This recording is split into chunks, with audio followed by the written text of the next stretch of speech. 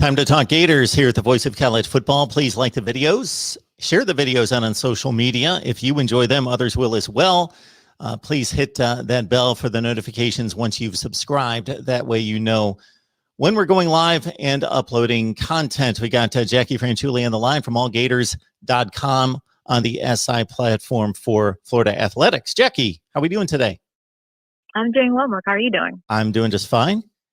Appreciate you stopping by to give us the word on the Gators' first scrimmage. So Florida hit the football field much sooner than most teams across the country and have already been on the field for a couple weeks now. We're getting some reports from this first scrimmage. So what do you have for us? Yeah, sure. So it was a closed scrimmage. So we were kind of going through our sources, and everyone kind of agreed that the defense won the day. So you can take it in two different ways. You can say it got better or the offense got worse. It kind of depends on your glass half full, glass half empty type of person. Defensively, a lot of the young guys really showed out. I've heard Derek Wingo, the second-year linebacker, had a really great day. Obviously, you can't hit the quarterback during these scrimmages, but he would have had several sacks. Tyron Hopper, a linebacker that I've been a fan since he's gone into Florida, and I expect him to have more playing time this year. He had a pick during the scrimmage. From what I'm told, apparently his IQ is a little higher when it comes to the playbook. One of the things that allegedly the reason why he didn't play much last year was still learning the playbook. I understand Granton's defense can be a little bit more complicated than most. So I've heard that he's done a really good job of learning the playbook. So in my mind, that makes me think that he's going to be playing more in the next year. And he certainly impressed during the scrimmage. I think Donovan McMillan is another name that we keep hearing has done very, very well. Now, on the offensive side of the ball, during that scrimmage, we heard that the quarterbacks, all of them, not just, one certain quarterback, had 5 picks on the day. So obviously that could be a little concerning. The offensive line didn't have the best day covering. They didn't allow the quarterbacks to have a lot of time. But in the same time, Lorenzo Lingard, one of the running backs, had a really long run touchdown from what we heard. So I think there were some good things that we're hearing from the scrimmage, but obviously some concerning things and some expected things. Don't forget, a lot of these guys are going through spring practice for the first time. They didn't have spring last year. It was shocking to me that Kerry Elam spoke to us earlier this week, and he said this is the first opportunity he's had to have a spring, and this is going into his third season. So it's quite remarkable when you think of those lines like that. After missing last spring, some of these guys are behind, especially the young ones who might have early enrolled thinking that they're going to have a spring underneath their belts. They also didn't have opportunity to get coached up by Nick Savage, for instance. They were, getting YouTube videos last year at this point of the year, for the pandemic starting. Nick Savage couldn't have them in the weight room. They did YouTube videos. And according to Savage, he said some of these guys were using animals like pets, like dogs and cats as dumbbells.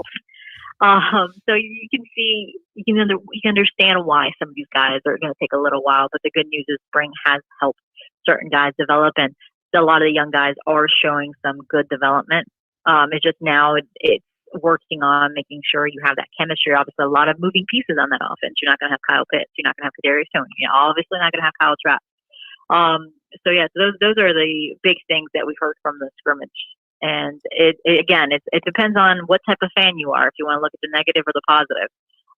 If you're negative, well, you're going to think of the offense. But at least positively, the defense could be moving in the right direction. And honestly, seeing what we did from last year's defense, I'll take that as a good note.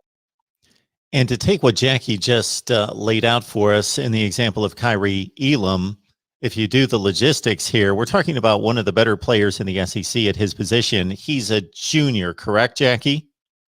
Correct.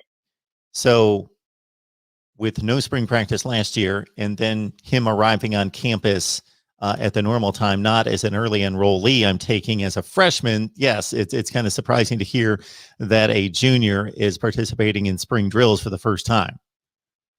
Yeah, it's quite remarkable, and it's quite a revelation when you think about. So Kerry, I think Dan Mullen said, over a third or nearly half of his roster are going through spring for the first time.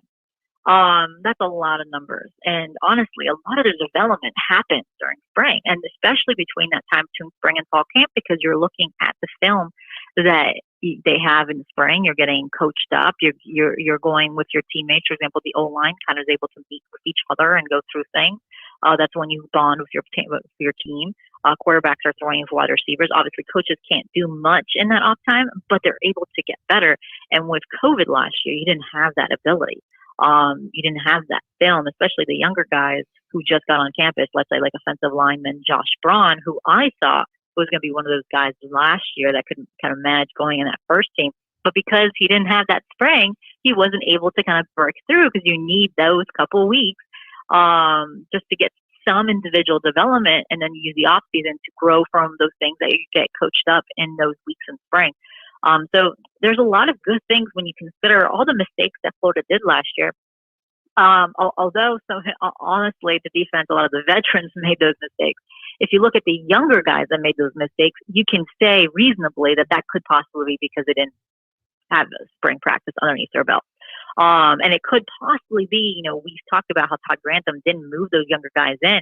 It could be for him, he didn't see them move forward as quickly as they possibly could, because they didn't have that ability to have that spring. So I'm going with the benefit of the doubt, because I'm trying to be a better person in 2021 and be hopeful and optimistic.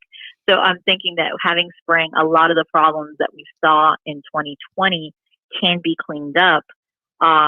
If the one thing that I would like to see is more accountability throughout the entire team. But some of the things, individual mistakes, we can honestly think that having spring ball underneath their belts will help this team.